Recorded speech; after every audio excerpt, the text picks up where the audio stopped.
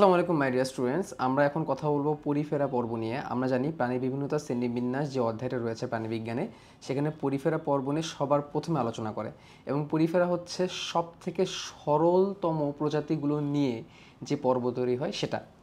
এবং এই পরিফেরা পর্বের প্রাণীরা হচ্ছে কোষীয় মাত্রার প্রাণী এবং আমরা এখানে তিনটা পরিফেরা পর্বের প্রাণী দেখতে পাচ্ছি, যার মধ্যে এটা হচ্ছে ইউস্পঞ্জিলা, এটা হচ্ছে সাইকন এবং এটা হচ্ছে স্পঞ্জিলা। এবং বলে রাখা ভালো, এই পর্বের প্রাণীদের কিন্তু স্পঞ্জ নামে ডাকা হয়।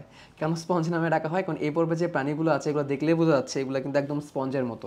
যেমন আমরা যদি ইউস্পঞ্জিলাটা নিই, এই হচ্ছে ইউস্পঞ্জিলা এবং ইউস্পঞ্জিলা দেখেই কিন্তু আমরা বুঝতে পারছি এই স্পঞ্জিলা একদম কিসের মতো দেখতে, স্পঞ্জের মতো।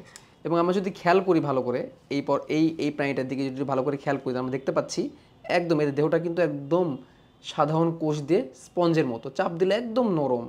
যদি এগুলো ফরমালিনের মধ্যে রাখা ছিল, এর জন্য ভেজা ভেজা, তো একদম কিন্তু নরম। তো বেসিক্যালি এগুলো কোষ দিয়ে তৈরি, শুধুমাত্র কোষ, এবং এদের দেহে অসংখ্য ছিদ্র থাকে। তো এদের নাম পরিফেরা কেন? এই পর্বের নাম পরিফেরা কেন? পোর শব্দের অর্থ হচ্ছে ছিদ্র, আর ফেরা মানে বহনকারী, অর্থাৎ এদের দেহে অসংখ্য কী আছে, ছিদ্র আছে। যেমন আমরা যদি এই স্পঞ্জিলার দিকে তাকাই, আমরা দেখতে পাচ্ছি এদের দেহের মধ্যে অসংখ্য ছিদ্র, অসংখ্য ছিদ্র, এবং এই সবগুলা ছিদ্র নালীর মতো হয়ে এদের দেহের ভিতরে একটা বড় গহ্বর তৈরি করে, যেই গহ্বরটার নাম হচ্ছে স্পঞ্জোসিল গহ্বর। সিল মানেই কিন্তু গহ্বর, আর স্পঞ্জ কেন? স্পঞ্জ মানে হচ্ছে স্পঞ্জের মতো। তো আমরা দেখতেই পাচ্ছি এদের কোষগুলা কতটা স্পঞ্জের মতো দেখতে, একদম ছোট ছোট, এবং শুধু কোষ দিয়ে তৈরি। এদের কোষ কিন্তু টিস্যু তৈরি করতে পারে না, শুধু কোষ, কোষীয় মাত্রার প্রাণী এরা। আমরা যদি এটাকে এরকম করে একটু কাত করে দেখাই, তাহলে হয়তো বা তোমরা দেখতে পাচ্ছ এই যেটা দেহের একদম সামনের দিকে একটা বড় ছিদ্র, এই ছিদ্রই বেসিক্যালি হচ্ছে অস্কুলাম।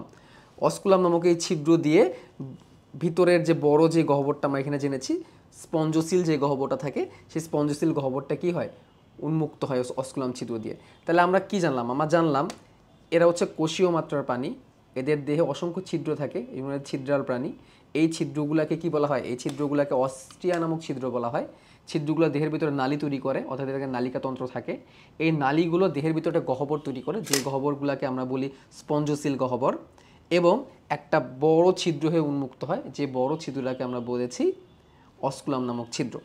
ভাইয়া, আমরা যদি আবার একটু খেয়াল করি, এই স্পঞ্জিলার দিকে যদি আমরা খেয়াল করি, তাহলে আমরা দেখতে পাচ্ছি স্পঞ্জিলাতে অসংখ্য ক্লোজভাবে দেখলাম, যদি আমরা কাছাকাছি দেখার চেষ্টা করি, যেমন কর্নারের দিকে কাটা কাটা কাটা কাটা, এগুলো বেসিক্যালি চুন দিয়ে তৈরি, এবং এই কাটা কাটা এগুলোকে স্পিকিউল নামে ডাকে, স্পিকিউল।